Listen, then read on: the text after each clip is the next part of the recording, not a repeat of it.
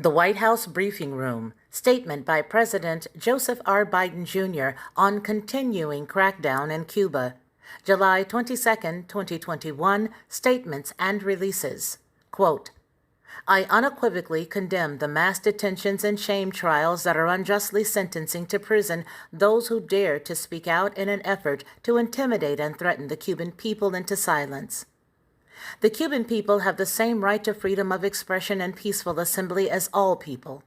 The United States stands with the brave Cubans who have taken to the streets to oppose 62 years of repression under a communist regime. Today, my administration is imposing new sanctions targeting elements of the Cuban regime responsible for this crackdown, the head of the Cuban military and the Division of Cuban Ministry of Interior driving the crackdown, to hold them accountable for their actions. This is just the beginning. The United States will continue to sanction individuals responsible for oppression of the Cuban people. As we hold the Cuban regime accountable, our support for Cuban people is unwavering, and we are making sure Cuban Americans are a vital partner in our efforts to provide relief to suffering people on the island.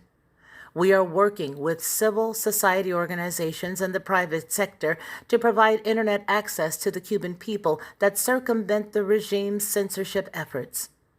We are reviewing our remittance policy to determine how we can maximize support to the Cuban people, and we are committed to restaffing our embassy in Havana to provide consular services to Cubans and enhance our ability to engage with civil society while ensuring the safety of U.S. diplomats serving in Cuba.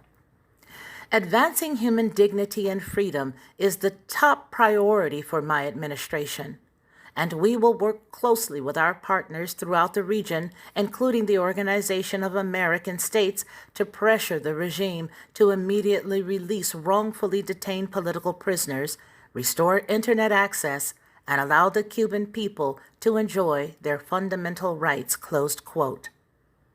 For the Lockhart Perspective and TLP News and Entertainment, this is Felicia Lockhart.